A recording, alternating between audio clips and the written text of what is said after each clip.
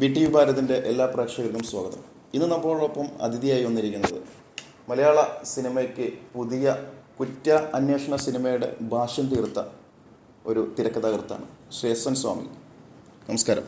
നമസ്കാരം. മലയാള സിനിമയിൽ താങ്കൾ ഒരുപാട് സിനിമയ്ക്ക് കുറ്റാന്വേഷണ പരമ്പരകൾ തന്നെ ഒരുക്കിയിട്ടുണ്ട്. 20-ാം നൂറ്റാണ്ട് തൊട്ട് ഇങ്ങോട്ട് തുടങ്ങി കഴിഞ്ഞാൽ താങ്കളുടെ ഒരു ആക്ഷൻ സിനിമയുടെ വക്താവായിട്ടാണ് മാറിയിരിക്കുന്നത്. ഇത് എസ് എൻ സ്വാമിയുടെ ജീവിതത്തിൽ എത്ര തരത്തിൽ പ്രതിഫലിപ്പിച്ചിട്ടുണ്ട്? ഇത് എൻ്റെ ജീവിതമായിട്ട് നേരിട്ടാണ്. നിങ്ങൾ ഉദ്ദേശിച്ച ഞാനൊന്നുമില്ല, ക്രിമിനൽ അങ്ങനെ ഒന്നുമല്ല, അങ്ങനെയൊന്നുമില്ല. ഇതൊക്കെ നമ്മുടെ ഒരു ഇമാജിനേഷൻ. പിന്നെ നമ്മൾ വായിക്കുന്ന ബുക്കുകൾ, നമ്മൾ കാണുന്ന സിനിമകൾ, നമ്മൾ കാണുന്ന പല ജീവിതത്തിലെ സംഭവങ്ങൾ, പിന്നെ പത്രങ്ങളിലും മാഗസിനിലൊക്കെ വരുന്ന വാർത്തകൾ, അതിൻ്റെ ഫീച്ചേഴ്സ്, ഇതെല്ലാം നമ്മളെ ഇൻഫ്ലുവൻസ് ചെയ്യും ഒരു കഥയിൽ. അല്ലാണ്ട് നമുക്ക് ഒരിക്കലും ഒരു ഒരു ഒരു ഒരു ടോട്ടൽ സംഭവം ഒരു വിഷയത്തിൽ നിന്നല്ല കിട്ടുന്നത്. ഒരുപാട് കോൺട്രിബ്യൂട്ടറി ഫാക്ടേഴ്സ് ഉണ്ട് ഏത് കാര്യത്തിലും. അത് അങ്ങനെയാണ് നമ്മുടെ ഒരു കഥ ഉണ്ടാവുന്നത്. കഥ ഉണ്ടാവുക എന്നൊക്കെ പറഞ്ഞാൽ കഥയൊക്കെ ചിലപ്പോൾ ഒരു 5 സെക്കൻഡൊക്കെ പറയാൻ സമയം ഉണ്ടാവും. അതങ്ങനെ ഡെവലപ്പ് ചെയ്ത് ഒട്ടിച്ചെടുത്തിട്ടാണ് നമ്മൾ 2.5 മണിക്കൂർ സിനിമയാക്കണം. അത് കുറേ സമയമെടുക്കും. പക്ഷെ താങ്കളുടെ ജീവിത രീതിയും താങ്കളെ ചെയ്യുന്ന കഥാപാത്ര സൃഷ്ടിയും തമ്മിൽ ഒരുപാട് അന്തരമുണ്ട്. താങ്കളെ കുറിച്ചൊന്ന് പഠനത്തിന്റെ വിലയിരുത്തില്ലേ? എങ്ങനെ താങ്കളുടെ ജീവിത രീതിയും, അതായത് താങ്കൾ ഒരു അത് ടോട്ടലി ഡിഫറെന്റ്. ഞാൻ ജീവിക്കുന്ന എൻ്റെ സ്വാതന്ത്ര്യമാണ്. പക്ഷെ താങ്കളുടെ കഥാപാത്രങ്ങൾ ഞാനിപ്പോ മറ്റേ ഏതൊരു സിനിമയിൽ ക്യാപ്റ്റൻ രാജു വന്ന പോലെ മറ്റേ വേഷമൊക്കെ എത്തിക്കുന്ന കയ്യിൽ മാൻഡറൊക്കെ ഇതുപോലെ വരണം. പക്ഷെ താങ്കളുടെ കഥാപാത്രങ്ങൾ മുഴുവൻ ഒരു ദുരൂഹത നിറഞ്ഞതും വളരെയധികം കുറ്റകൃത്യങ്ങളുടെ അത് എന്ത് കാരണം കൊണ്ട് ഞാൻ അങ്ങനെ ആയി എന്ന് ചോദിച്ചാൽ എനിക്ക് ഉത്തരവില്ല. ജീവിതത്തിൽ താങ്കൾ സേതുരാമയ്യരെ പോലെ ബുദ്ധിമാനാണോ?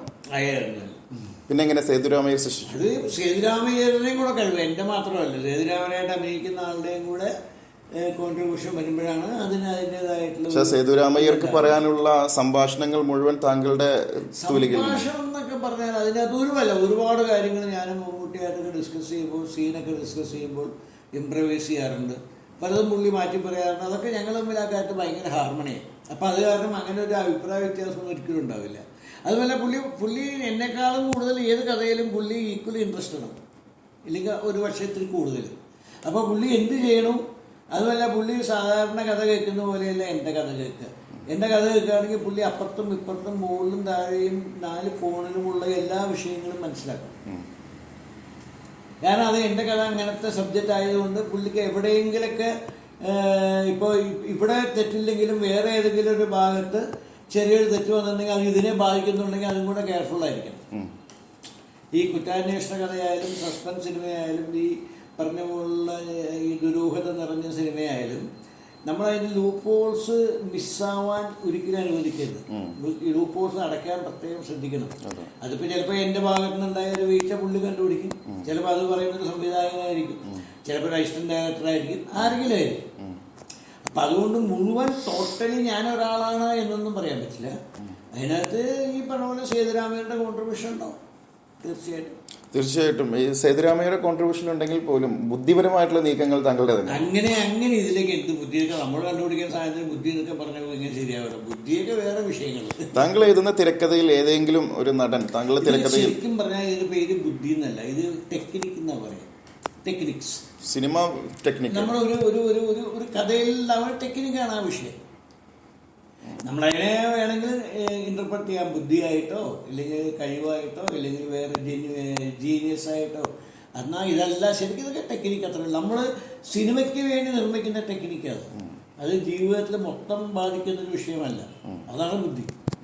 ഇതാ പർട്ടിക്കുലർ സിനിമയിൽ പർട്ടിക്കുലർ സന്ദർഭത്തിൽ പർട്ടിക്കുലർ വിഷയത്തിൽ ഉപയോഗിക്കാൻ വേണ്ടി നമ്മളൊരു ഒരു സാധനം തട്ടിക്കൂട്ടുക. അത് ഇറ്റ്സ് ടെക്നിക്ക്. താങ്കളുടെ സിനിമയിൽ ഏതെങ്കിലും നടന്മാര് കൃത്യമായിട്ട് ഇടപെടൽ നടത്തുന്നു? ഇന്ന് വരെ ഉണ്ടായിട്ടില്ല. ആരും മമ്മൂട്ടി നടത്തി. പിന്നെ വേറെ കാര്യം, ഞാൻ അവരൊരു നടനാണ് ഇല്ലെങ്കിൽ അവരങ്ങനെ ഇടപെടാൻ പാടില്ല എന്നുള്ള ചിന്തയൊന്നും എനിക്കില്ല. അവര് പറഞ്ഞ് ഞാൻ കേൾക്കും. തിരക്കഥാകൃത്ത് എഴുതി വെച്ചിട്ടുള്ള ഓരോ വരിയിലും ഇടപെടുന്നത് തിരക്കഥാകൃത്തിനെ ചോദ്യം ചെയ്യുന്നില്ലല്ലോ. അതൊക്കെ വെറുതെ അങ്ങനെ എൻ്റെ അറിവിൽ ഞാനിപ്പോൾ 10-60 സിനിമയായില്ല ഇന്ന് വരെ ഒരു എന്താ പറയുക, ഒരു മേമ്പടിക്ക് പോലും പറയാനൊരു എക്സാമ്പിൾ എനിക്കില്ല എൻ്റെ കാര്യം അറിയാം. അങ്ങനെ എൻ്റെ അറിവുള്ള എൻ്റെ സുഹൃത്തുക്കൾക്ക് ആർക്കും അങ്ങനെ ഒരു അനുഭവം ഉണ്ടായിട്ടില്ല. താങ്കൾ എഴുതി വെച്ചിട്ടുള്ള ഏതെങ്കിലും കഥാസൃഷ്ടി താങ്കൾ നേരത്തെ പോലെ ഏതെങ്കിലും ഒരു നടൻ്റെ കോൺട്രിബ്യൂഷൻ കൊണ്ട്? അല്ല, അത് പറയാനുള്ള സ്വാതന്ത്ര്യം എൻ്റെ ഹീറോസിനുണ്ട്, എൻ്റെ പടത്തിൽ അഭിനയിക്കുന്ന ആർക്കും ഉണ്ട്. ഞാൻ അതിനെ ന്യായീകരിക്കാൻ നോക്കും, ഇല്ലെങ്കിൽ അതിനെ ഞാൻ അവരുടെ മുമ്പിൽ അതിനെ കൺവിൻസ് ചെയ്യാൻ ശ്രമിക്കും. കൺവിൻസ് ചെയ്യില്ലെങ്കിൽ അവർക്കത് വേണ്ടാന്ന് വെക്കാം. സേതുരാമയ്യർ ഒരു മുസ്ലിം കഥാപാത്രമാണെന്ന് എവിടെയോ അതൊക്കെ ആദ്യം ആലോചിച്ചു. മമ്മൂട്ടി തന്നെയാണ് അത് വേണ്ടെന്ന് പറഞ്ഞത്. അയ്യർ എന്ന് തെരഞ്ഞെടുത്തത് മമ്മൂട്ടി തന്നെയാണ്. അയ്യർ എന്നുള്ള പേരൊന്നുമില്ല, പുള്ളി ഒരു ബ്രാഹ്മൺ ക്യാരക്ടറായാൽ കുറെ കൂടെ കൺവിൻസിങ് ആയിരിക്കും. കാരണം ഇതിനകത്ത് ആക്ഷനും കാര്യങ്ങളൊന്നും ഇല്ലല്ലോ. അതുകൊണ്ട് അങ്ങനെ പറഞ്ഞു. എത്ര എന്തൊക്കെ കാര്യങ്ങൾ കൊണ്ട് കൺവിൻസിങ് ആയിരിക്കും? എന്തൊക്കെ കാര്യങ്ങൾ കൊണ്ട് കൺവിൻസിങ് ആയിരിക്കും? ഒരു ബ്രാഹ്മൺ ഒരു മുസ്ലിം അല്ല, അങ്ങനെയല്ല. ഒരു മുസ്ലിമും ഒരു ബ്രാഹ്മണനും തമ്മിലുള്ള കോൺട്രവേഴ്സി ഒന്നും അതിനകത്തില്ല. അതായത് ജനങ്ങളുടെ സൈക്കോളജിയാണ് സിനിമ എന്ന് പറയുന്നത്. അല്ലാതെ സത്യം അസത്യം അത് വലിയ യാതൊരു മീനിങ് ഇല്ല. യഥാർത്ഥത്തിൽ എന്താണ് ആ മുസ്ലിം എന്താ ബുദ്ധിയുള്ള ആൾക്കാരില്ല. ഇപ്പൊ എന്നയുടെ ഹെഡ് തന്നെ നമ്മുടെ ഫ്രണ്ട് ഷൗക്കത്ത് അലി എന്ന് പറഞ്ഞാൽ അയാളെ എൻ്റെ ഹെഡ് ഇന്നയുടെ എത്രയോ പേരിരിക്കണം. അപ്പം അതൊന്നും കാര്യമില്ല. ഇത് നാട്ടു നടപ്പിൽ പറയാൻ കുറേ കൂടെ എളുപ്പമായൊരു വിഷയം. അതുപോലെ തന്നെ മോഹൻലാലിന്റെ ഏതൊരു സിനിമയ്ക്ക് കഥാപാത്രം മോഹൻലാൽ തന്നെ പേരിട്ടു എന്ന് അങ്ങനെയൊന്നുമില്ല. അത് ആൾക്കാർ അതാണ് ഞാൻ പറഞ്ഞത്. പലരും നമ്മൾ പറയുന്ന ഇന്റർപ്രിട്ടേഷൻ എന്ന് പറയുന്ന വ്യത്യാസം. അത് മോഹൻലാൽ സാഗർ അലൈസ് ജാക്കി എന്നാണ് ഞാൻ ഇട്ടിരുന്നത്. കാരണം സാഗർ എന്ന് പറഞ്ഞാൽ അയാളുടെ നാട്ടിലെ പേരാ, ജാക്കി എന്ന് അയാളുടെ അണ്ടർവേൾഡിലെ പേരാ. അപ്പൊ ഞാൻ അഥവാ എന്നുള്ളതിന് വരെ അലൈസ് നമ്മൾ ഇംഗ്ലീഷ് പറയാറില്ല. അപ്പൊ പുള്ളി പറഞ്ഞു അത് വേണ്ട, സാഗർ ഉണ്ടാക്കാമെന്ന്. അങ്ങനെ ആക്കിയത്. അതൊരു യാദൃശ്യമായ സംഭവങ്ങളാണ്, അല്ലാണ്ട് കഥയുമായിട്ടോ അങ്ങനെയൊന്നും പ്രശ്നമൊന്നുമില്ല. താങ്കളുടെ പുതിയ സിനിമയെ കുറിച്ച്? ഇപ്പൊ CBI 5-ാം ഭാഗം അത് എല്ലാവർക്കും അറിയാലോ. അതിപ്പോ പുതിയൊരു ന്യൂസ് ഒന്നുമല്ല. ഓൾറെഡി കുറെ വർഷങ്ങളായിട്ട് ഇങ്ങനെ കറങ്ങി നടക്കുന്ന ന്യൂസ്. ഇപ്പോഴത്തെ അതിന്റെ അവസ്ഥ എന്താണ്? ഇപ്പോഴത്തെ CBI 5-ന്റെ അവസ്ഥ എന്താണ്? 5-ന്റെ അവസ്ഥ എന്ന് പറഞ്ഞാൽ ജൂൺ 1 ഷൂട്ടിംഗ് തുടങ്ങായിരുന്നല്ലേ ഞങ്ങൾ. ഈ കോവിഡിന്റെ പ്രശ്നം വന്നില്ലായിരുന്നെങ്കിൽ നമ്മൾ ജൂൺ 1 തുടങ്ങി ഒക്ടോബർ റിലീസ് ചെയ്തതിനെ പടം. കോവിഡിന്റെ പശ്ചാത്തലത്തിലാണ് താങ്കളോട് ചോദിച്ചത്. ഇപ്പൊ കോവിഡിന്റെ പശ്ചാത്തലത്തിലുള്ള കഥയൊന്നും അല്ല, ക്ഷമിക്കണം, അങ്ങനെയല്ല സാറേ. കോവിഡിന്റെ പശ്ചാത്തലത്തിലാണ് ചോദിച്ചത്. ഇപ്പോൾ അതിന്റെ അവസ്ഥ എന്താണ്? എന്ന് വേണമെങ്കിലും ഈ കോവിഡിന്റെ റെസ്ട്രിക്ഷൻ മാറി എല്ലാ വിധത്തിലുള്ള സാങ്കേതികമായ സൗകര്യങ്ങളും എല്ലാ വിധത്തിലുള്ള സ്വാതന്ത്ര്യവും കിട്ടുകയും അന്ന് ഷൂട്ട് ചെയ്യും. നിലവിലെ താങ്കളുടെ ആദ്യത്തെ സിനിമകൾ മുഴുവൻ ഒരു കുടുംബ ചിത്രങ്ങളായിരുന്നു. അവിടെ നിന്ന് ഇങ്ങോട്ട് വന്ന് പെട്ടെന്നായിരുന്നു താങ്കളുടെ ഒരു മാറ്റം? ബോധപൂർവമായിരുന്നു അത്തരത്തിലൊരു മാറ്റം? അങ്ങനെയുണ്ട്. അതൊക്കെ ഒരു ആക്ഷൻ അല്ല. 20-ാം നൂറ്റാണ്ട് ഞാൻ എൻ്റെ മാറ്റം ഉണ്ടാകും. 20-ാം നൂറ്റാണ്ട് എൻ്റെ അടുത്ത് വരാൻ കാരണം ഒരാൾക്ക് വേറെ റൈറ്റർക്ക്, അതായത് ഡെന്നിസ് ജോസഫ് എന്ന റൈറ്റർ വളരെ തിരക്കായതുകൊണ്ട് ആ സമയത്ത് പുള്ളിക്ക് എഴുതാൻ പറ്റില്ല. പക്ഷേ മോഹൻലാലിൻ്റെ ഒരു ഡേറ്റ് കെ മധുവിനുണ്ട്. കെ മധു അതിൻ്റെ ഡയറക്ടർ 20-ാം നൂറ്റാണ്ട്. അപ്പം ആ ഡയറക്ടർക്ക് ആ ഡേറ്റും ഉണ്ട്. പക്ഷെ അത് മിസ്സായാൽ ചിലപ്പോൾ ഇനി മോഹൻലാലിൻ്റെ ഡേറ്റിന് ഒരുപാട് ദിവസം കാത്തിരിക്കേണ്ടി വരും. അപ്പോൾ ആ സമയത്ത് എന്നെ വിളിച്ച് ചോദിച്ചു. അപ്പം ഞാൻ പറഞ്ഞു ഞാനിങ്ങനെ ഒരു ക്രൈം ത്രില്ലർ എഴുതിയ ഒരു പരിചയമുള്ള ആളല്ല. അപ്പോൾ അവരെല്ലാം കൂടെ എന്നെ എൻകറേജ് ചെയ്തു. അങ്ങനെ ഉണ്ടായതാണ്. മോഹൻലാലിൻ്റെ അതിന് ഒരുപാട് പടങ്ങൾ അഭിനയിച്ചിട്ടുണ്ട്. പിന്നെ അതിനുശേഷം ഒന്നും താങ്കളുടെ പഴയ രീതിയിലുള്ള കുടുംബ ചിത്രങ്ങളൊന്നും കാണാൻ സാധിച്ചില്ല. 20-ാം നൂറ്റാണ്ടിന്റെ തുടർച്ചകളിലൂടെ ഇങ്ങോട്ട് വന്നിട്ടുള്ള ചിത്രങ്ങളായിരുന്നു. കുടുംബത്തിലൊക്കെ അത് ശ്രദ്ധിക്കാതെ പോയി ആൾക്കാർ, ആരും വരാതെ തന്നെയാണ്. അതിന്റെ ഇടയിൽ ഒരു കുടുംബചിത്രം, ഏത് കുടുംബചിത്രം എഴുതി? അതിനാണ് അപൂർവം ചെയ്തതൊക്കെ കുടുംബചിത്രം. അപൂർവം ചില നാഷണൽ അവാർഡ് കിട്ടിയതാണ് ശ്രീകുമാറിന്റെ അഭിനയത്തിന്.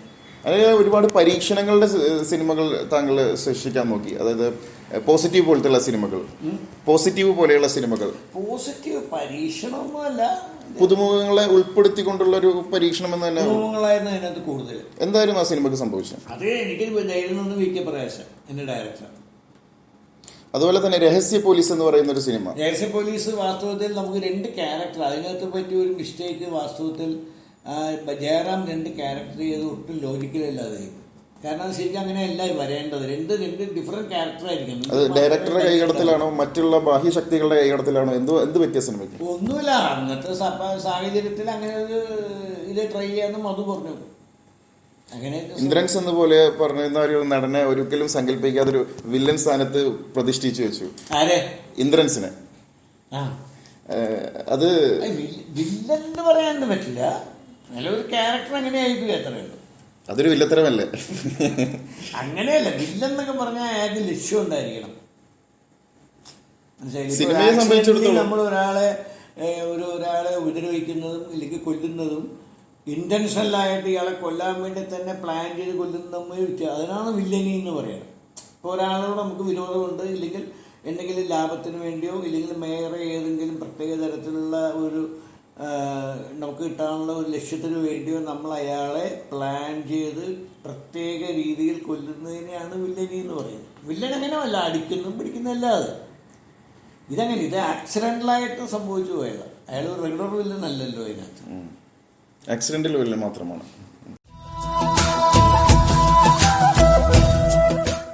ഒരിക്കൽ ജോൺ പോൾ പറയുകയുണ്ടായി, പലർക്കും വേണ്ടിയും സിനിമകൾ എഴുതി കൊടുത്തിട്ടുണ്ട്, അതിൽ എൻ്റെ പേരുകൾ കൃത്യമായിട്ട് വന്നിട്ടില്ല എന്ന്. താങ്കൾക്ക് അത്തരത്തിലൊരു അനുഭവം ഉണ്ടോ? ജോൺ പോളിന്റെ പേര് കൃത്യമായിട്ട് വന്നിട്ടില്ല അത്തരത്തിലുള്ള സിനിമകൾ, അതിരാത്രം പോലെയുള്ള സിനിമകൾ അങ്ങനെ ഒരു അത് ചിലപ്പോ എനിക്ക് തോന്നുന്നു അത് എന്തെങ്കിലും ഒരു ധാരണയുടെ മുകളിലും അങ്ങനെ വരാതിരുന്നിട്ടുണ്ടോ. അതിരാത്രം ശരി യഥാർത്ഥത്തിൽ ജോൺ പോൾ ആണ് പേരുണ്ടല്ലോ അതിരാത്രത്തിൽ ടി ദാമോദരൻ മാഷിന്റെ പേരാണ്. ദാമോദരൻ മാഷിന്റെ പേരും കൂടെ കുറെ കുറെ കാര്യങ്ങൾ മാഷ് ഹെൽപ്പ് ചെയ്തിരുന്നു. അങ്ങനെ ആയിരിക്കും എനിക്ക് എൻ്റെ കറക്റ്റ് ഹിസ്റ്ററി അറിയില്ല. പക്ഷെ ജോൺ പോളിന്റെ പേര് അതിലുണ്ടെന്നാണ് എൻ്റെ വിശ്വാസം. ജോൺ പോൾ അതുപോലെ തന്നെ പറഞ്ഞിട്ടുള്ള വേറൊരു കാര്യം കൂടി, ഒരുപാട് സിനിമകൾക്ക് എൻ്റെ പേര് വെച്ചിട്ടില്ല, വെക്കാൻ പറ്റിയിട്ടില്ല എന്ന്, അതിലെനിക്ക് പരിഭവമില്ല എന്ന് പറഞ്ഞിട്ടുണ്ട്. താങ്കൾക്ക് അത്തരത്തിലുള്ള ഒരു അനുഭവം വന്നിട്ടുണ്ടോ? അങ്ങനെ ഒരു കാര്യം വന്നാൽ ഞാൻ ജോണുമായിട്ട് ഒരുപാട് വർഷങ്ങളുടെ പരിചയമുണ്ട്, വളരെ അടുത്ത പരിചയമുണ്ട്. പക്ഷെ അങ്ങനെ ഒരു കംപ്ലൈൻറ്റ് എൻ്റെ അടുത്ത് ജോണ് പറഞ്ഞിട്ടില്ല ഇതുവരെ. ഇല്ലെങ്കിൽ ഞാൻ ഒരു നമ്മുടെ സൗഹൃദ സംഭാഷണത്തിൻ്റെ ഇടയിൽ പോലും ജോൺ അങ്ങനെ പറഞ്ഞ അറിവ് എനിക്കില്ല. പിന്നെ ഇല്ലെങ്കിൽ അങ്ങനെ കംപ്ലൈൻറ്റ് ഉണ്ടായിട്ടില്ല. അങ്ങനെ ഇല്ലെങ്കിൽ അതുപോലെ അദ്ദേഹത്തിന് ഒരു കംപ്ലൈന്റ് ഇല്ല, അദ്ദേഹം പറഞ്ഞു എന്ന് മാത്രമല്ല, അദ്ദേഹത്തിന് നിലവിലെ ഒരു കംപ്ലൈന്റ് ഇല്ല. നമുക്കറിയില്ല. കാരണം ഇനി നമുക്ക് പ്രത്യേകിച്ച് ഇപ്പം ഈ അതിരാത്രം എന്നുള്ള സിനിമയാണെങ്കിൽ അത് ജോൺ പോളിന്റെ പേര് കണ്ടതായിട്ട് എനിക്ക് നല്ല ഓർമ്മയുണ്ട്. കാരണം ജോൺ പോളും IV ശശിയും കൂടിയുള്ള ഒരു സിനിമയാണത്. സെൻട്രൽ പിക്ചേഴ്സാണ് അത് പ്രൊഡ്യൂസ് ചെയ്തത്. അതിനകത്ത് മമ്മൂട്ടി, മോഹൻലാൽ തുടങ്ങി എല്ലാവരും ഉണ്ട്. ആ പടത്തിൽ ജോൺ പോളിന്റെ പേര് പോസ്റ്ററിലും പരസ്യങ്ങളിലും കണ്ടതായിട്ടാണ് എൻ്റെ ഓർമ്മ. താങ്കൾ കുറ്റാന്വേഷണ സിനിമകൾ ഒരുക്കുന്നതോടൊപ്പം തന്നെ രാഷ്ട്രീയ പ്രമേയമായിട്ടുള്ള സിനിമകളും ഒരുക്കിയിട്ടുണ്ട്. ഈ രാഷ്ട്രീയ പ്രമേയത്തിന് മാത്രമായിട്ട് രാഷ്ട്രീയ സിനിമ ഞാൻ അങ്ങനെ എഴുതിയായിട്ട് എനിക്ക് ഓർമ്മയില്ല, എഴുതിയിട്ടില്ല. പിന്നെ എൻ്റെ കുറ്റാന്വേഷണ കഥയ്ക്ക് രാഷ്ട്രീയമായ ഒരു ബാക്ക്ഗ്രൗണ്ട് വരാൻ വിഷയം പറ്റിയതാണെങ്കിൽ അങ്ങനെ ചെയ്തിട്ടുണ്ടാവും. ഇപ്പോൾ ഓഗസ്റ്റ് 1, ഓഗസ്റ്റ് 15 തുടങ്ങിയ പല സിനിമകളും രാഷ്ട്രീയമായ ബാക്ക്ഗ്രൗണ്ടാണ്. കാരണം അതിനകത്ത് ട്രൂത്ത് ഇതെല്ലാം ഈ ഇതിനകത്തുള്ള ഒന്നുകിൽ ഈ പറയുന്ന പ്രമേയത്തിൽ രാഷ്ട്രീയത്തിന് വളരെ അടുത്ത് ബന്ധമുണ്ടാവും, രാഷ്ട്രീയക്കാരായിട്ടുള്ള ബന്ധമുണ്ടാവും. അങ്ങനെ ചെയ്തിട്ടുണ്ട് അത്രയും. ഓഗസ്റ്റ് എന്ന് പറയുന്നത് മുഴുനീള രാഷ്ട്രീയ സിനിമയായിട്ട് കണക്കാക്കാൻ പറ്റും. ഓഗസ്റ്റ് 1 എന്ന് പറയുന്നത് മുഴുനീള രാഷ്ട്രീയ സിനിമയായിട്ട് കണക്കാക്കാൻ പറ്റില്ല. രാഷ്ട്രീയ സിനിമയാണെന്ന് പറയാൻ പറ്റില്ല. രാഷ്ട്രീയം പ്രമേയത്തിൽ രാഷ്ട്രീയം ഉണ്ടെന്നാണ് ഞാൻ പറയുന്നത്. അത്തരത്തിൽപ്പെട്ട രാഷ്ട്രീയമാണ് ഇപ്പോൾ നടന്നുകൊണ്ടിരിക്കുന്നത്. അങ്ങനെയൊന്നുമില്ല. അത്രയും വലിയ ആൾക്കാർ പറഞ്ഞ ഇങ്ങനെ എന്നോട് ഇങ്ങനെ ഏത് തമിഴ് ഇതിലിങ്ങനെ ഇവർ കരുണാനിധിയുടെ ഭാഗത്ത് DMK ഇങ്ങനെ ആ കാലഘട്ടത്തിൽ ഇലക്ഷൻ വന്നപ്പോൾ ഇങ്ങനെ പറഞ്ഞുകൊണ്ട് ഓഗസ്റ്റ് 1 ചീഫ് മിനിസ്റ്ററാണ് നിങ്ങൾക്ക് വേണ്ടതെങ്കിൽ എനിക്ക് വോട്ട് ചെയ്യണമെന്ന് പറഞ്ഞിട്ട് അതൊക്കെ ഒരു ഇൻസ്പയർഡായി കാണും. രാജീവ് ഗാന്ധിക്ക് മേലെയുള്ള ഒരു അതിക്രമത്തിന്റെ പ്രമേയമായിട്ടായിരുന്നു ട്രൂത്ത്.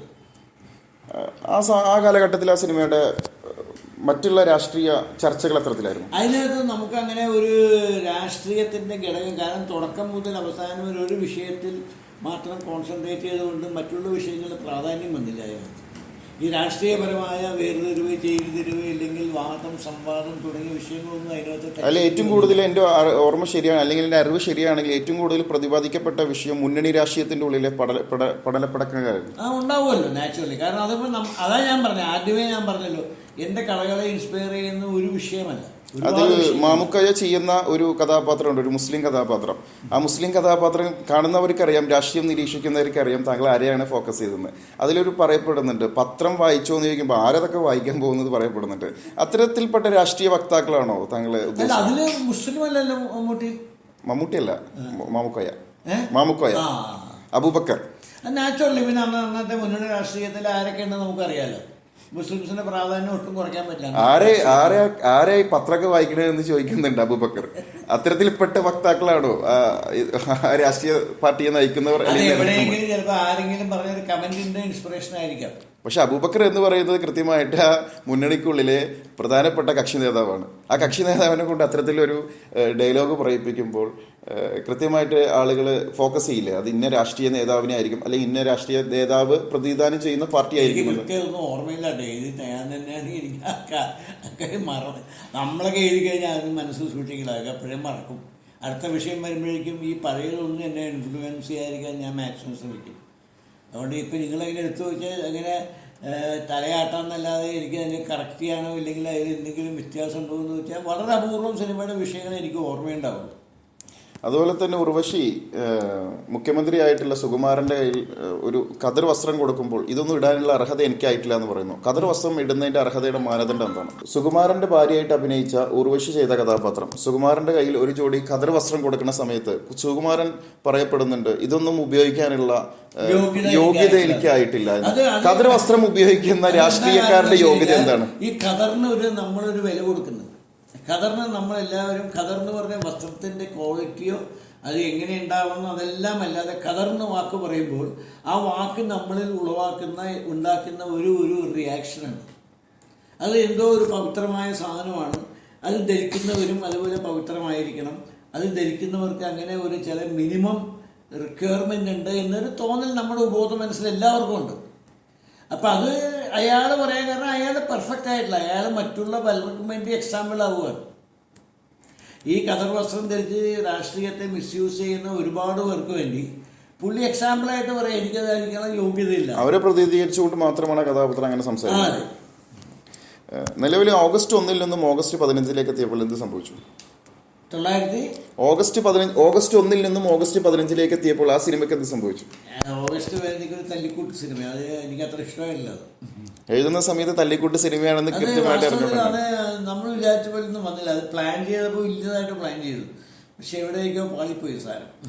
ഓഗസ്റ്റ് 1 അതേ പകർപ്പ് തന്നെയാണ്. നമുക്ക് അതിനകത്ത് ആവശ്യമില്ലാത്ത കോൺട്രവേഴ്സി, നമ്മൾ ഈ പിണറായി വിജയനും VS അച്യുതാനന്ദനും തമ്മിൽ അന്ന് ഒരു കോൺഫ്ലിക്റ്റ് ഉണ്ടായിരുന്ന സമയം. അതിന്റെ ചോദ്യത്തിലേക്ക് വരുന്നതിന് മുമ്പ് സാർ ഇങ്ങോട്ട് പ്രതിപാദിച്ചു. ആ ചോദ്യത്തിലേക്ക് ഞാൻ കടക്കാൻ പോയിരുന്നു. അല്ല, ഞാൻ ആ വിഷയം തന്നെ പറയാമല്ലോ. അതൊന്നും ശരിക്കും നമ്മളെ കൊണ്ട് വർക്കൗട്ട് ചെയ്യാൻ പറ്റിയില്ല. അത് കൺവിൻസിങ് ആയില്ല. അത് ഒട്ടും അങ്ങോട്ട് സുഖമായില്ല. നമ്മൾ അവരെ യോജിപ്പിക്കാൻ പറ്റുമോ എന്നൊക്കെ വിചാരിച്ചു. അതിൻ്റെ ഒന്നും ആവശ്യം ഉണ്ടായില്ല എന്നുള്ളതാണ് പിന്നീട് മനസ്സിലായത്. ബോധപൂർവമായിട്ട് പിണറായി വിജയനെ മറ്റുള്ള മാധ്യമങ്ങൾ കുറ്റപ്പെടുത്തുമ്പോൾ അന്ന് ആ സമയത്ത് ഇറങ്ങപ്പെട്ട ഓഗസ്റ്റ് 15 എന്നെ ജനങ്ങൾക്കറിയാം, ജനങ്ങളെ എനിക്കറിയാം എന്ന് പറഞ്ഞുകൊണ്ട് പിണറായി വിജയൻ ഓഗസ്റ്റ് 15 എന്ന് പറയുന്ന സിനിമയിൽ വരുന്നു. പിണറായി വിജയനെ പ്രതിനിധീകരിച്ച ഒരു കഥാപാത്രം വരുന്നു. ബോധപൂർവമായിരുന്നത് അത് നമ്മുടെ മനസ്സിൽ പിണറായി വിജയനും ഈ VS അച്യുതാനന്ദനും ഉണ്ടായിരുന്നു, തീർച്ചയായിട്ടും ഉണ്ടായിരുന്നു. പക്ഷെ നമ്മളവരെ ഇണക്കാൻ, ഈ രണ്ടുപേരും കൂട്ടി ഇണക്കാനായിട്ട് ശ്രമിച്ച രീതിയും കാര്യങ്ങളൊന്നും വിചാരിച്ചവരേറ്റില്ല. ആ സിനിമയിൽ പറയാതെ പറയപ്പെടുന്ന വേറൊരു കാര്യമുണ്ട്. VS അല്ല പ്രശ്നം, VSന്റെ കൂടെ ഉള്ളവരാണ് പ്രശ്നം. അതെല്ലാം അങ്ങനെയാണല്ലോ ഇപ്പോഴും രാഷ്ട്രീയം. VSന്റെ രാഷ്ട്രീയത്തിൽ അങ്ങനെ തന്നെയാണോ യഥാർത്ഥത്തിൽ? എല്ലാവരിലും ഉണ്ട്. അങ്ങനെ ഒരാൾക്ക് ഒറ്റയ്ക്ക് അങ്ങനെ എല്ലാം ചെയ്യാനൊന്നും പറ്റില്ല. എപ്പോഴും നമുക്ക് രാഷ്ട്രീയം എന്ന് പറയുമ്പോൾ നമ്മൾ ആരെയെങ്കിലൊക്കെ അനുസരിച്ചേ പറ്റൂ, ആരെയെങ്കിലും നമ്മൾ കേട്ടേ പറ്റും, ആരെയെങ്കിലും നമ്മൾ മനസ്സിലാക്കിയേ പറ്റൂ, ആരെങ്കിലും പറയുമ്പോൾ നമ്മൾ അനുസരിച്ചേ പറ്റും. ഇങ്ങനെ പല ഘടകങ്ങളുണ്ടായിരുന്നു. അപ്പം അത് രാഷ്ട്രീയക്കാരെ സംബന്ധിച്ചിട്ട് വളരെ കൂടുതൽ. കാരണം അവർ ഒരുപാട് ടെൻഷൻ നിൽക്കുന്നൊരു മനുഷ്യരാണ്. ഭരണപരമായ ടെൻഷൻ, അതിൻ്റെ കൂട്ടത്തിൽ തന്നെ രാഷ്ട്രീയമായ കാര്യങ്ങൾ, ഒരുപാട് പ്രശ്നങ്ങളെ ഫേസ് ചെയ്യുന്ന ആൾക്കാരാണ് ഏത് രാഷ്ട്രീയക്കാരും, ഏത് കാലഘട്ടത്തിലും. അപ്പം അങ്ങനെ വരുമ്പോൾ അവർക്ക് ഇപ്പോൾ CM എത്ര അഡ്വൈസേഴ്സ് ഉണ്ട് ഇല്ലേ? 10. അത് പ്രയോജനപ്പെടുന്നുണ്ടോ ഇല്ല എന്നൊന്ന് രണ്ടാമത്തെ ചോദ്യം. പക്ഷെ അവരെ വെച്ചിരിക്കാൻ കാരണം ആ ഭാഗങ്ങളിലെ ലൂപ്പ് ഹോൾസും ആ ഭാഗങ്ങളിൽ എന്തെങ്കിലും വീഴ്ച വരികയാണെങ്കിൽ കവർ ചെയ്യാൻ വേണ്ടിയാണ്. അത് ചിലപ്പോൾ ഉപയോഗിക്കേണ്ടി വരില്ല, ചിലപ്പോൾ ആവശ്യം വരും, ചിലപ്പോൾ ആവശ്യം വരില്ല. അത്തരത്തിലൊരു പ്രവണത അംഗീകരിക്കപ്പെടേണ്ടതന്നെ. അതിപ്പോൾ എല്ലാ ലോക രാഷ്ട്രങ്ങളിൽ മുഴുവനുണ്ട്, ഇപ്പം ഇവിടെ മാത്രമല്ല. ഇപ്പം ഈ കൺസൾട്ടൻസിക്ക് ഇമ്പോർട്ടൻസ് വരാൻ കാരണം പോലെ തന്നെയാണ് അത് അഡ്വൈസേഴ്സ്. പക്ഷെ അതിന് പലരും പല പേര് പറയും. പ്രൈം മിനിസ്റ്റേഴ്സ് ഓഫീസ് നമ്മൾ പറയും. എക്സ്പെർട്ട് ആയിട്ടുള്ള ആൾക്കാരുണ്ട് ഓരോ. കാരണം അന്നത്തെ ലൈഫ് വളരെ വലുതായി, വളരെ ബ്രോഡായി, വിഷയങ്ങൾ ഒരുപാടായി, ഒരുപാട് തലത്തിലുള്ള മാറ്റങ്ങളുണ്ടായി. ഈ മാറ്റങ്ങളെ മുഴുവൻ ഒരാൾ മനസ്സിലാക്കുക എന്ന് പറഞ്ഞാൽ ഇന്നത്തെ കാലത്ത് എളുപ്പമല്ല. അപ്പം അതിന് ആരെങ്കിലും ഒരു എക്സ്പെർട്ട് അഡ്വൈസ് ചെയ്യാനുണ്ടെങ്കിൽ വളരെ സൗകര്യമാണ്. കെ കരുണാകരനെ പോലെയുള്ള ആളുകൾ കേരളം ഭരിച്ചിരുന്ന സ്ഥലമാണിത്. അങ്ങനെയാണ് 10 ഉപദേശകന്മാർ പിണറായി വിജയന് വെക്കുന്നത്. എന്ത് തോന്നുന്നു? കരുണാകരൻ കേരളം ഭരിച്ചിരുന്ന കാലഘട്ടമല്ലേ എന്താ മാറിയില്ല. ഇപ്പൊ ഉമ്മൻചാണ്ടിക്കുണ്ടായിരുന്നു, നമ്മൾ അറിഞ്ഞില്ല എന്ന് മാത്രമേ ഉള്ളൂ. അയാൾക്കുണ്ടായിരുന്നു അഡ്വൈസേഴ്സൊക്കെ ഇല്ലേ? ഇത്ര വലിയ ഉപദേഷ്ട സംഘങ്ങൾ ഉമ്മൻചാണ്ടിക്ക് ഉണ്ടായിരുന്നു. ഇത്രയും പേരുണ്ടായിരുന്നു എനിക്കറിയില്ല. അഡ്വൈസേഴ്സ് ഉണ്ടായിരുന്നു എനിക്കറിയാം. പിന്നെ കരുണാകരൻ എന്ന് പറയുന്ന ആൾ ഭരിക്കുന്ന അന്ന് ഒരു ഐ ജി ഉള്ളൂ. പിന്നെ DGP ഉണ്ട് 10-16 പേര് ഇല്ലേ? മന്ത്രിയുടെ സ്റ്റാഫ് 2 പേരും 3 പേരാ. പിന്നെ ഓരോ മന്ത്രിക്കും 15-16 പേരാ. 10-ലടങ്ങുന്ന സംഘമുണ്ട്. ആ വലിയൊരു സംഭവമാണത്. ഇതെല്ലാം ജനങ്ങളുടെ നികുതി പണത്തിൽ തന്നെ ഒന്ന് പോകുന്നുള്ള ഒരു ആക്ഷേപം വന്നു. എവിടെന്നെങ്കിലും കാശ് കിട്ടിയില്ലേ പറ്റും. അപ്പൊ ജനങ്ങൾ കൊടുത്തില്ലെങ്കിൽ അവർ വേറെ ഇത് നിയന്ത്രിക്കേണ്ട സർക്കാർ തന്നെയല്ലേ? ഓരോ മാറി മാറി വരുന്ന ഏത് സർക്കാരാണെങ്കിലും നിയന്ത്രിക്കണം. ഇതിനകത്തൊരു പ്രശ്നമുണ്ട്. രാഷ്ട്രീയത്തിൽ നമുക്ക് നിയന്ത്രിക്കാൻ പറ്റാത്ത, ഒരു തരത്തിലും നിയന്ത്രിക്കാൻ പറ്റാത്ത പല വിഷയവും ഒന്നാണ് ഈ നെപ്പോട്ടിസം. നമ്മളെ സേവിക്കുന്നവരെ നമ്മൾ തിരിച്ചു സേവിക്കുക എന്നുള്ളത്. അത് നിയമപരമായിട്ടോ നമുക്ക് ന്യായീകരിക്കാൻ പറ്റാത്തൊരു വിഷയമാണ്. ഇല്ലെങ്കിൽ മോറലായിട്ട് ന്യായീകരിക്കാൻ പറ്റില്ല. പക്ഷേ അതില്ലാതെ രാഷ്ട്രീയമില്ല. കാരണം അത് രാഷ്ട്രീയം എന്ന് പറയുന്നത് ഒരു കൂട്ടായ്മയാണ്. ഇപ്പം നിങ്ങളൊരാളുടെ കൂടെ 10-25 വർഷം സകല ഇതും കളഞ്ഞ ആത്മാർത്ഥതയോടെ നിൽക്കുമ്പോൾ നിങ്ങൾക്കൊരു പ്രശ്നം വരുമ്പോൾ ആ രാഷ്ട്രീയക്കാരൻ നിങ്ങളെ സഹായിച്ചില്ലെങ്കിൽ അയാൾക്ക് ന്യായം ഉണ്ടാവും. പക്ഷേ നിങ്ങളുടെ ഭാഗത്ത് അത് ന്യായമായിട്ട് കാണില്ല. നിങ്ങൾക്കൊരു അത്യാവശ്യം വരുമ്പോൾ നിങ്ങൾ അയാളുടെ സഹായം പ്രതീക്ഷിക്കും. അയാളെ നിങ്ങളെ കൈതരുന്നു, നിങ്ങളെ സ്വീകരിക്കുന്ന ഒരു വിഷയം അവിടെ ഉണ്ടാവും. അങ്ങനെ വരും. അത് രാഷ്ട്രീയത്തിൽ വളരെ കൂടുതലാണ്. അതിന് പ്രധാന കാരണം ഇന്ന് ഞാനതാ എൻ്റെ ലോക്പാൽ സിനിമയിൽ പറഞ്ഞു, ഇന്ത്യയിൽ 300 കോടി രാഷ്ട്രീയക്കാരുണ്ട് ഇന്ത്യയിൽ. ഇതിലൊക്കെ തീറ്റിപ്പോറ്റുണ്ട്. 300 കോടി രാഷ്ട്രീയക്കാരാണ്. ഉപജീവന മാർഗം സ്വീകരിച്ച രാഷ്ട്രീയക്കാരുണ്ട്. ഇവരെന്തി ഈ രാഷ്ട്രീയം ഉപജീവനമാക്കുമ്പോൾ ഇപ്പം അങ്ങനെയായി. അതെ, ഈ രാഷ്ട്രീയം ഉപജീവനമാക്കിയ ആളുകളെ മുഴുവൻ ഒരു കൃത്യമായിട്ട് സ്ഥലങ്ങളിൽ പ്ലേസ്മെന്റ് ചെയ്യുമ്പോൾ അവർക്ക് അതുകൊണ്ടല്ലേ ഈ പ്രശ്നങ്ങൾ വരുന്നത്. അത് എന്ത് ന്യായം പറഞ്ഞാലും കാരണം പറഞ്ഞാലും ഇന്ന് ഉപജീവന മാർഗമാണ് ഒരുപാട് പേർക്ക് രാഷ്ട്രീയം. അവർ നേരിട്ടായിരിക്കാം, ചിലപ്പോൾ അവരുടെ ബന്ധുക്കൾക്കായിരിക്കും, ചിലപ്പോൾ മക്കൾക്കായിരിക്കും, ചിലപ്പോൾ മറ്റു കുടുംബത്തിലെ ഭാര്യയ്ക്കായിരിക്കും, ഇല്ലെങ്കിൽ വേറെ ആർക്കെങ്കിലും ആയിരിക്കും. അങ്ങനെ എല്ലാ തരത്തിലും രാഷ്ട്രീയക്കാർ ആശ്രയിക്കുന്നത് രാഷ്ട്രീയത്തിൽ നിന്നുള്ള വരുമാനം തന്നെയാണ്.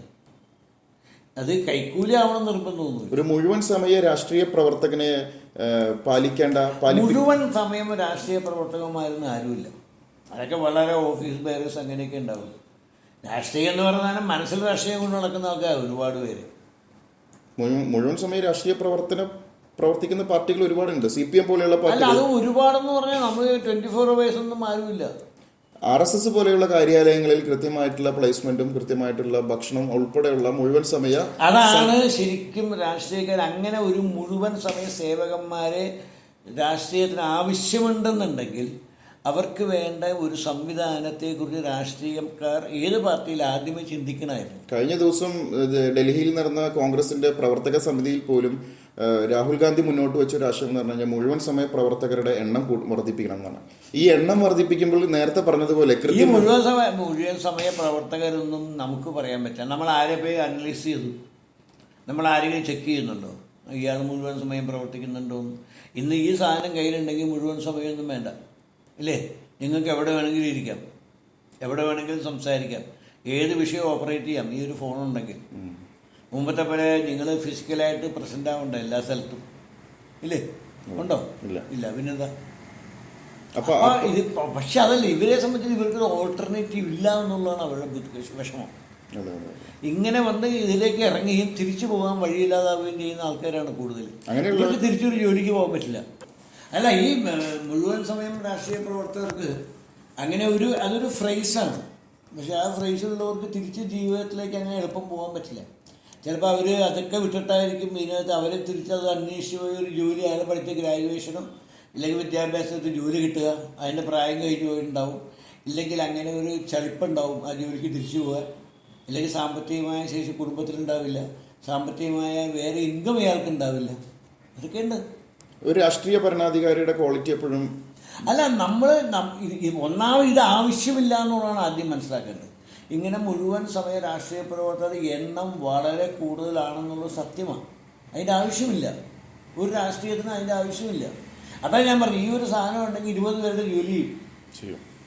പിന്നെ എന്തിനാ ഇത്രയും പേര് വരുമ്പോൾ അവരെ നമുക്ക് കുറ്റപ്പെടുത്താൻ പറ്റില്ല. നമ്മൾ അവരെ ചുമക്കുക, അല്ലെങ്കിൽ അവരെ ജോലിയിൽ ഏർപ്പെടുത്തുക, അല്ലെങ്കിൽ അവരുടെ കാര്യങ്ങൾ സംരക്ഷിക്കുക എന്ന് പറഞ്ഞാൽ ഇന്ന് എളുപ്പമല്ല.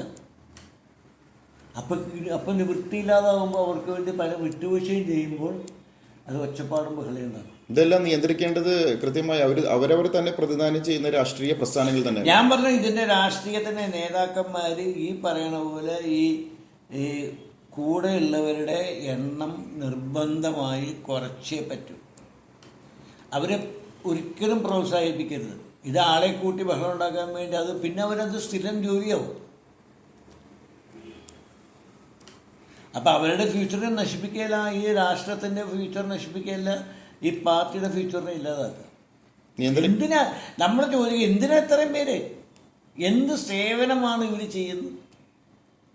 എന്ത് സേവനമാണ് ചെയ്യുന്നത്? രാഷ്ട്രീയത്തിൻ്റെ പേരിൽ രാഷ്ട്രീയക്കാരുടെ കൂടെ നിൽക്കുന്ന ആളുകൾ എന്ത് സേവനമാണ് അവരെ കൊണ്ട് ആവശ്യം? ഈ നാട്ടിൽ എല്ലാത്തിനും ജോലിക്കാരുണ്ട് ഗവൺമെൻറ്റിൻ്റെ. രാഷ്ട്രീയ സേവനത്തിൻ്റെ പുനർനിർമ്മാണം, രാഷ്ട്രീയ സേവനം സ്വന്തം സേവനമാണ്, വേറെ ഒന്നുമില്ല.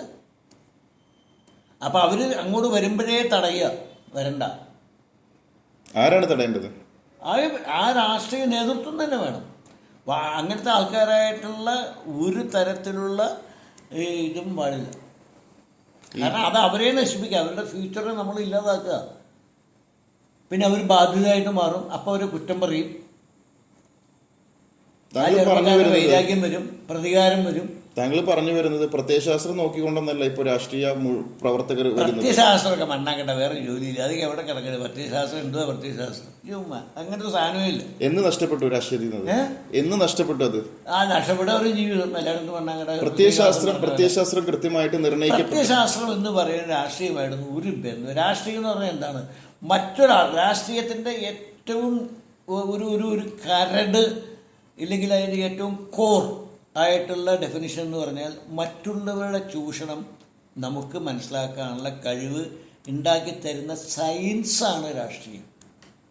നിങ്ങൾ എന്നെ വന്നിട്ട് ചിരിച്ച് കളിച്ച് തമാശയൊക്കെ പറഞ്ഞ് തോളത്ത് കൈയിട്ട് എൻ്റെ പോക്കറ്റിരിക്കുന്ന പൈസ അടിക്കാൻ മനസ്സുള്ള ആളാണ് എന്ന് ഞാൻ മുൻകൂട്ടി മനസ്സിലാക്കാൻ ഞാൻ രാഷ്ട്രീയം പഠിച്ചവരാണ്. അതാണ് രാഷ്ട്രീയം. To understand exploitation of others. സ്വാമി കൊടുക്കുന്ന പണക്കാരൻ പാവപ്പെട്ടവരെ പറ്റിക്കും, പാവപ്പെട്ടവൻ പണക്കാരനെ പറ്റിക്കും, രാഷ്ട്രീയക്കാരൻ ഇവരെ പറ്റിക്കും, അങ്ങനെ ഇങ്ങോട്ട് തിരിച്ചും മറിച്ചും. ഈ പറഞ്ഞ എക്സ്പ്ലോയിറ്റേഷൻ എന്ന് പറയുന്ന എക്സ്പ്ലോയിറ്റേഷൻ എന്ന് പറഞ്ഞാൽ ഇപ്പോൾ ഞാൻ പറഞ്ഞു, നിങ്ങൾക്കൊരു അസുഖം വന്നു, നിങ്ങൾ ഹോസ്പിറ്റലിൽ പോയി കഴിഞ്ഞാൽ നിങ്ങൾ ആ സമയത്ത് വേറെ ഒന്നും ചിന്തിക്കില്ല. ഡോക്ടർ എന്തിനു പറയണമെന്നോ, എത്ര രൂപ ചാർജ് ചെയ്യണമെന്നോ, എത്ര രൂപ കെട്ടാൻ പാടുന്നോ നിങ്ങളുടെ മനസ്സിൽ വരില്ല. നിങ്ങൾ എങ്ങനെയെങ്കിലും നിങ്ങളുടെ ഏറ്റവും അടുത്ത ആളുടെ അസുഖം മാറാനോ അല്ലെങ്കിൽ അപ്പോഴത്തെ സിറ്റുവേഷൻ ഓവർകം ചെയ്യാനോ നിങ്ങൾ ചിന്തിക്കില്ല. അപ്പം ആ ചൂഷണം, അതിനാണ് രാഷ്ട്രീയം. ശ്രീ എസ് എൻ സ്വാമി നിർവഹിക്കുന്ന രാഷ്ട്രീയം ഇത്തരത്തിലാണ്. ശ്രീ എസ് എൻ സ്വാമിയുടെ രാഷ്ട്രീയം നിർവഹിക്കുന്ന ഇത്തരത്തിലാണ്. എനിക്ക് ഇതൊക്കെ പറയണമെങ്കിൽ രാഷ്ട്രീയം പറ്റില്ല. കാരണം എന്നെ സംബന്ധിച്ച് ഇതെല്ലാത്തിലും ഉള്ള ഇതെല്ലാം. എന്തിനാണ് ഒരു ചായ്വ്? എന്ത് ലാഭത്തിന് ഒരു ചായ്വ്? ഇവിടെ ആരെക്കാളും മെച്ചമല്ല. ഇവിടെ എല്ലാവർക്കും വൃത്തിയായിട്ടൊരു കോൺസ്റ്റിറ്റ്യൂഷനുണ്ട്, അതനുസരിച്ച് ഭരിക്കാൻ പറ്റുള്ളൂ. പിന്നെ എന്തിനാ ചായ്വ്?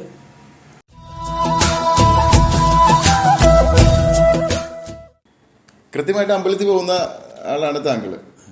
അതുപോലെ തന്നെ ആ സമയത്ത് പോലെ നിരീശ്വരത്തെ ഏറ്റവും കൂടുതൽ വർണ്ണിക്കുന്നതും കൂടിയാണ്. ഈശ്വരൻ എന്ന് പറയുന്ന സാധനമേ ഇല്ല. ഈശ്വരനും ഇല്ല, നിരീശ്വരനും ഇല്ല. അതാണ് സത്യം. നിങ്ങൾക്ക് എന്തറിയാം ഈശ്വരനെ കുറിച്ച്? നിങ്ങൾക്ക് എന്തറിയാം ഈശ്വരനെ കുറിച്ച്? ഒന്നും അറിയില്ല. പിന്നെ എങ്ങനെയെങ്കിലും നിരീശ്വരവാദിയാവും? ഇതുണ്ടെങ്കിൽ തന്നെ അറിയേണ്ട ആവശ്യമുള്ളൂ. ഇതാ ഞാൻ പറഞ്ഞത്, ഈ ഈശ്വരനെ കുറിച്ചും നിരീശ്വരനെ കുറിച്ചൊക്കെ മനസ്സിലാക്കണമെങ്കിൽ നമുക്ക് രാഷ്ട്രീയം അറിയണം. കാരണം ഇവിടെയെല്ലാം എക്സ്പ്ലോയിറ്റേഷൻ ഉണ്ട്. എവിടെയാണ് നമ്മൾ എക്സ്പ്ലോയിറ്റ് ചെയ്യുക? ഇപ്പം കമ്മ്യൂണിസം എനിക്കറിയില്ല, പക്ഷേ കമ്മ്യൂണിസ്റ്റ് ലോകത്തിലെ ഏറ്റവും വലിയൊരു സിദ്ധാന്തമാണ് എന്ന് പറയുമ്പോൾ ഞാൻ അതിനെ അന്ധമായിട്ട് വിശ്വസിച്ചാൽ അത് രാഷ്ട്രീയമായി എന്നെ പറ്റിക്കുകയാണ്. പ്രത്യയശാസ്ത്രം ഒരു പറ്റിപ്പാണോ? പറ്റിക്കലല്ല, അത് ഇപ്പം ഞാൻ നിങ്ങളെ കുറിച്ച് മറ്റേ ബയോളജിയെ കുറിച്ച് പറഞ്ഞാൽ എന്ത് ചെയ്യും? അസ്ട്രോഫിസിക്സിനെ കുറിച്ച് പറഞ്ഞാൽ നിങ്ങൾ എന്ത് ചെയ്യും? ആ വാക്കുകളൊക്കെ നിങ്ങൾക്കറിയാം. അതിനകത്ത് ഞാൻ പറയാൻ പോകുന്ന പല വാക്കുകളും നിങ്ങൾ ജീവിതത്തിൽ കേട്ടും മനസ്സിലാക്കി സ്കൂളും പഠിച്ചിട്ടുണ്ടാവും. പക്ഷെ അസ്ട്രോഫിസിക്സ് അറിയാവോ? അറിയില്ല. കാരണം എന്താ? പക്ഷെ അങ്ങനെയുള്ള ഞാൻ നിങ്ങളെ അസ്ട്രോഫിസിക്സ് പറഞ്ഞ് നിങ്ങളെ തലയാട്ടിച്ചാൽ അതാണ് എക്സ്പ്ലോയിറ്റേഷൻ. വിവരം അതാണ് ഇന്ന് ആർട്ടിയുടെ അർത്ഥം. എന്താ? Right to know. അതാണ് രാഷ്ട്രീയം. ആ റൈറ്റ് ടു നോ എന്നുള്ള സാധനത്തിൽ ഒരു വിട്ടുവീഴ്ചയും പാടില്ല. ശാസ്ത്ര സാങ്കേതിക വിദ്യയോ ശാസ്ത്രം കൃത്യമായിട്ട് അരച്ച് കലച്ച് കുടിച്ച വ്യക്താവാണ് താങ്കൾ. ഞാൻ ഒരിക്കലും ശാസ്ത്ര സാങ്കേതിക വിദ്യ എന്നുള്ള സാധനം എല്ലാവർക്കും ഒരുപോലെ മനസ്സിലാവണം നിർബന്ധമൊന്നുമില്ല. താങ്കളുടെ പല സിനിമകളിലും അത്തരത്തിലുള്ള സയൻസുമായി ബന്ധപ്പെട്ട സിനിമകൾ, നേരറിയാൻ പോലെയുള്ള സിനിമകൾ, നേരറിയാൻ CBI പോലെയുള്ള സിനിമകൾ കൃത്യമായിട്ട് സയന്റിഫിക് വശങ്ങൾ ആ സിനിമക്കകത്ത്. സയന്റിഫിക് ഞാൻ പറയാം, സയൻസ് ഇല്ലാതെ എക്സിസ്റ്റൻസ് ഇല്ല ഒന്നിനും. സയൻസ് എന്ന് പറഞ്ഞാൽ എന്താ സയൻസ് എന്ന് പറഞ്ഞാൽ പറഞ്ഞു ശാസ്ത്രം. എന്താണ് ശാസ്ത്രം എന്ന് പറഞ്ഞാൽ സയൻസ്. സയൻസ് എന്ന് പറഞ്ഞാൽ ശാസ്ത്രം. ശാസ്ത്രം എന്ന് പറഞ്ഞാൽ ഇത് തന്നെ പറഞ്ഞുകൊണ്ട്. സയൻസ് എന്ന് പറഞ്ഞാൽ ഏത് വിഷയത്തിനും സ്റ്റിൽ, അതായത് അനക്കമില്ലാതെ സ്റ്റില്ലായിരിക്കുന്ന സാധനത്തിന് എന്ത് മൂവ്മെൻ്റ് ഉണ്ടെങ്കിലും അവിടെ സയൻസ് വന്നേ പറ്റും. ഇപ്പം നിങ്ങൾ പറയും ഒരു ഫോട്ടോ കാണിച്ചിട്ട് ഈ സ്റ്റില്ല് സയൻസ് ആണോ? ആ ഫോട്ടോ സയൻസ് ആണെങ്കിൽ ഫോട്ടോയുടെ റിഫ്ലക്ഷൻ സയൻസാണ്. ആ ഫോട്ടോ ചിലപ്പോൾ സ്റ്റില്ലായിരിക്കും, പക്ഷെ ആ ഫോട്ടോ നമുക്ക് കാണണമെങ്കിൽ അതിൽ നിന്നുള്ള പ്രഭ റേസ് നമ്മുടെ കണ്ണിൽ വരികയും അത് ഇൻവേർട്ടഡ് ഇമേജായിട്ട് നമ്മുടെ ബ്രെയിനിൽ പോയിട്ട് അത് ഫോട്ടോ ആണെന്നും ഇന്ന ആളാണെന്നും പറഞ്ഞു തരുന്നൊരു സയൻസ് എനിക്ക് പറ്റില്ല. നേരറിയാൻ CBIയിൽ അത്തരത്തിലൊരു സയൻസ് കൊണ്ടു വന്നപ്പോൾ ജനങ്ങൾ വേണ്ട രീതിയിൽ അത് ഏറ്റെടുത്തില്ല. അതിപ്പോൾ നമുക്ക് ഒരിക്കലും ഒരു കാരണവശാലും ഈ നമ്മൾ പറഞ്ഞ സയൻസ് ഒന്നും ജനങ്ങൾക്ക് മനസ്സിലാവണം നിർബന്ധമൊന്നുമില്ല. പക്ഷെ എന്നുവെച്ചാൽ സയൻസ് ഇപ്പോൾ ഐൻസ്റ്റൈൻ തിയറി ഓഫ് റിലേറ്റിവിറ്റി കണ്ടുപിടിക്കുന്ന കാലഘട്ടത്തിൽ ആർക്കറിയായിരുന്നു ഇതിനെക്കുറിച്ച്? ന്യൂട്ടൺ പറഞ്ഞിട്ട് 8 വർഷം എടുത്തു ഞാൻ കണ്ടുപിടിച്ച ഗ്രാവിറ്റേഷൻ ജനങ്ങൾക്ക് എന്തെങ്കിലും മനസ്സിലാകണ ഭാഷയിൽ അത് പറഞ്ഞു കൊടുക്കാനായിട്ട് 8 വർഷം. എനിക്കത് കിട്ടിയത് ഒരു സെക്കൻഡിൻ്റെ 10,000ത്തിലൊന്നും സമയത്തില്ല. അപ്പോൾ നേരറിയാൻ CBI ഇനിയും ജനങ്ങളിലേക്ക് എത്താനുണ്ട്. അതൊക്കെ എത്തും. അതൊക്കെ ഇനി വരാൻ പോകുന്നത് അതേ ഉള്ളൂ. ഇനി വരാൻ പോകുന്നത് സയൻസിൻ്റെ യുഗമാണ്. അതായത് ഈ എവല്യൂഷൻ എന്ന് പറഞ്ഞ സാധനം അങ്ങനെയാണ്. സയൻസ് ഇപ്പോൾ തുടക്കത്തിൽ ആർക്കും മനസ്സിലാവില്ല. നേരറിയാൻ CBI എന്ന് പറയുന്ന സിനിമയെ തള്ളിപ്പറഞ്ഞവർ ഭാവിയിൽ അതിനെ തള്ളിയെന്ന് ആരും പറഞ്ഞിട്ടൊന്നുമില്ല. മനസ്സിലാകാത്തതുകൊണ്ട് ചിലപ്പോൾ മനസ്സിലായിട്ടില്ല എന്ന് പറഞ്ഞിട്ടുണ്ടാവും. തള്ളിപ്പറഞ്ഞതൊന്നും എൻ്റെ ശ്രദ്ധയിൽപ്പെട്ടിട്ടില്ല. കൃത്യമായിട്ട് മമ്മൂട്ടിയുടെ ചില സംഭാഷണങ്ങൾ സത്യമാണത്. ഞാൻ എന്ത് പറഞ്ഞോണ്ടോ അത് കറക്റ്റാണ്. അത് എന്നോട് ആരെങ്കിലും ചോദിക്കുകയാണെങ്കിൽ എനിക്കത് പറഞ്ഞു കൊടുക്കാൻ പറ്റും.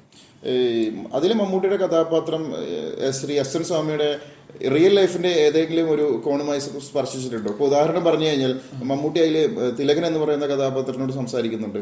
ഇവിടേക്ക് കൊച്ചിയിലേക്കുള്ള ദൂരം എത്രയെന്ന് ചോദിച്ചു കഴിഞ്ഞാൽ എനിക്കറിയില്ല. അറിയേണ്ട കാര്യങ്ങളല്ല എനിക്ക് കൂടുതൽ. നമ്മൾ ഒരുപാട് പേര് എങ്ങനെയാണ് നമ്മൾ അറിയാത്ത കാര്യങ്ങൾ ഒരുപാട് ചുമക്കുന്നവരാ നമ്മൾ. അത് SN സ്വാമിയുടെ എൻ്റെ ലൈഫിന് മാത്രമല്ല എല്ലാവരുടെ ലൈഫിനും ഉണ്ടല്ലോ അത്. അറിയാത്ത കാര്യങ്ങൾ ഒരുപാട് നമ്മൾ ചുമക്കും. ഇപ്പം കൂടെ അസ്ട്രോഫിസിക്സിനെ കുറിച്ച് ചോദിച്ച പോലെ തന്നെയാണ്.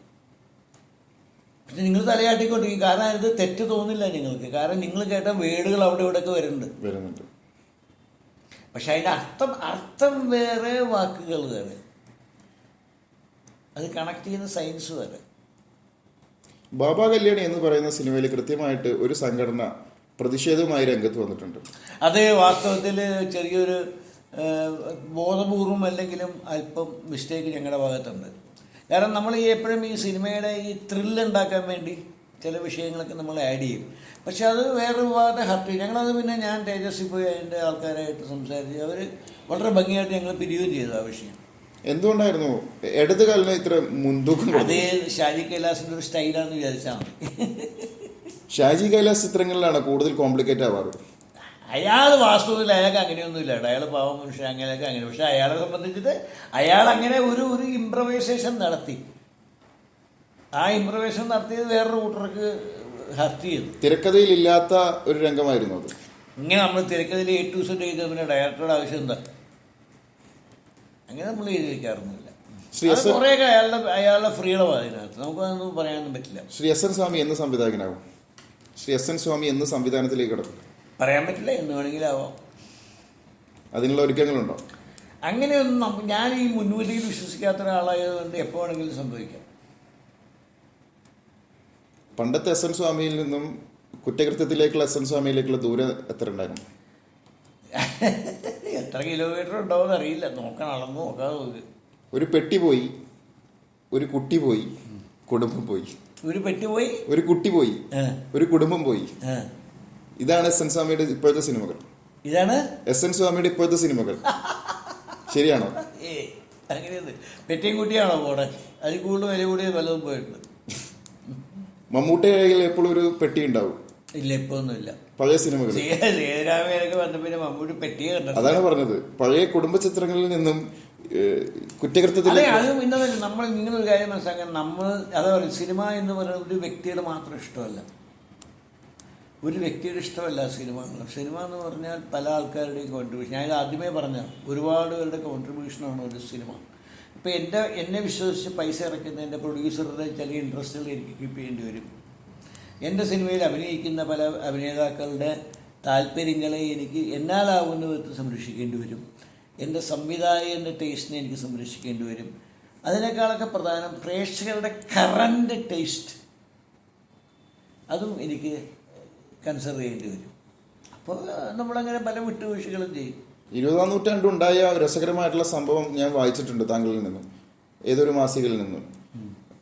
ബോളിവുഡ് നടന്റെ കാൽ തൊട്ട് വന്നിരിക്കുന്ന പിന്നെ അത് ബോറല്ലേ. ഞാൻ ഭയങ്കര ബഹുമാനത്തോടെ കാണുന്ന ദിലീപ് കുമാർ വകയുടെ ആജി പ്രസാദ് എന്ന് പറഞ്ഞാൽ ഒരു കള്ളക്കടത്തരായവരെ കാലിൽ ശാസ്ത്രാക്കം വീണ കണ്ടു കഴിഞ്ഞാൽ പിന്നെ നമുക്ക് സൈക്കിൾ വെച്ചത്. അവിടെ തൊട്ട് തുടങ്ങിയോ താങ്കളുടെ അവിടെയാണ് നമ്മൾ ഈ കള്ളക്കാരുടെ മഹത്വം കണ്ടത്.